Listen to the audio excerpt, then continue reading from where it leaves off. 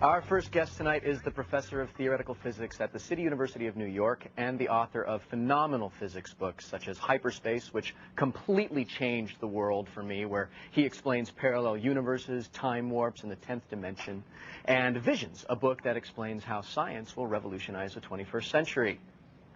Today we're talking about the physics of Christmas magic.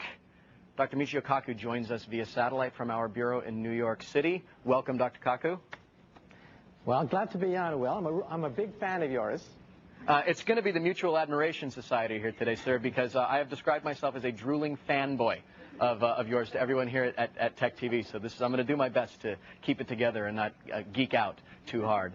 It's really nice to meet you via satellite. Mm-hmm. Well, so today we're talking about Christmas and how science views some of the great Christmas myths that have built up over the years. And for thousands of years, people have wondered about the Christmas star that supposedly pointed to Bethlehem. So what does science say? Well, astronomers can recreate the night sky of 5 BC when Jesus Christ was supposedly born, and there was nothing special about that night sky, just a conjunction of a few planets. However, a comet is perhaps the most likely candidate for the Christmas star. If a comet soars vertically north, it will linger in the night sky for weeks at a time and give the appearance of being a star shining down on Bethlehem. So these mysterious icy messengers from far beyond the solar system are in fact the leading candidate for the Christmas star.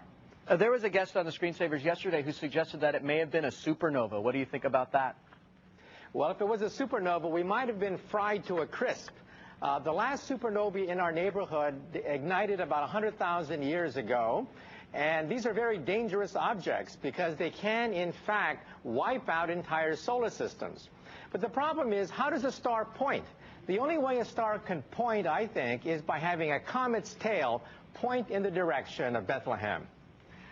One of the great myths that sprung up, of course, about Christmas is the Santa Claus myth, traveling around the universe, delivering gifts to the good boys and good girls of the world. And, of course, his magical sleigh is propelled by reindeer. And we're wondering today if reindeer can actually fly, and how could magnetism play a role in the flying reindeer? Hey, well, children ask the question. Reindeers can fly, Peter Pan can fly, the Lords of the Ring can fly, Harry Potter has a broom, but with super magnets we can in fact duplicate levitation in the laboratory. Now, at the present time, we can actually levitate a train. These are called maglev trains. They hover just a little bit above the surface of a rail. However, in order to have flying machines that take us into space, we really have to have room temperature superconductors, and we don't have them yet. One day, when we physicists develop room temperature superconductors, we should be able to create super magnetic fields, and at that point unleash a second industrial revolution. What I'm really looking forward to is lots of flying cars, because people can handle the driving on the ground so well already.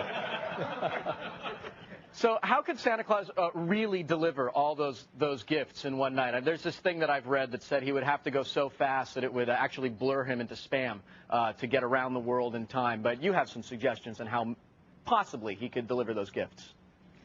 Well, he would have to teleport himself several thousand times per second, and he would have to clone himself into hundreds of copies of himself, and he would have to have the power of telekinesis in order to scatter billions of presents almost instantly.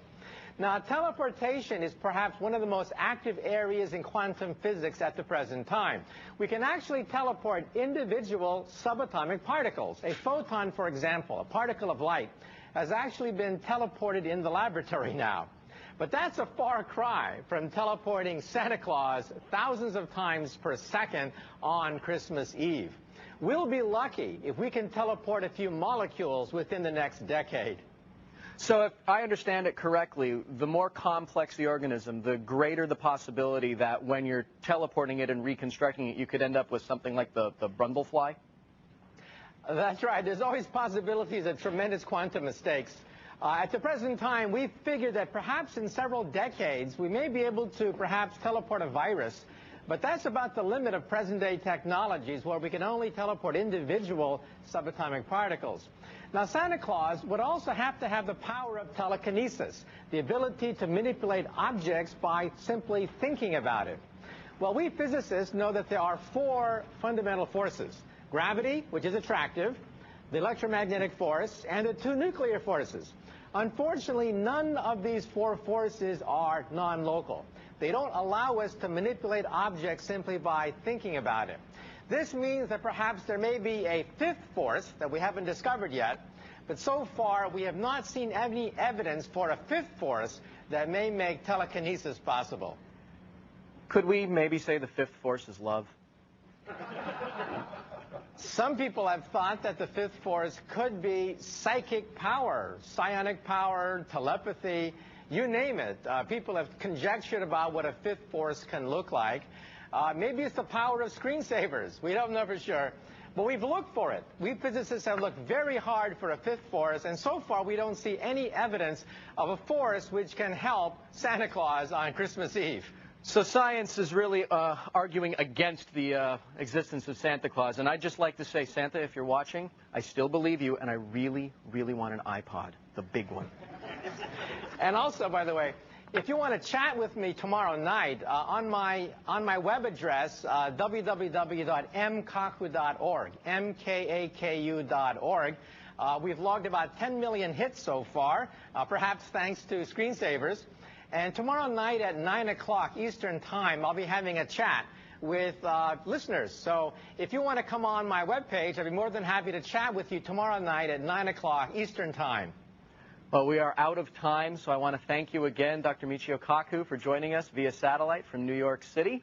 You can read a lot more from Dr. Kaku, as he said, at his website, mkaku.org, or at thescreensavers.com, where we will give you links to buy all of his fabulous books. I cannot recommend Hyperspace enough. It completely changed the way that I viewed our place in the universe.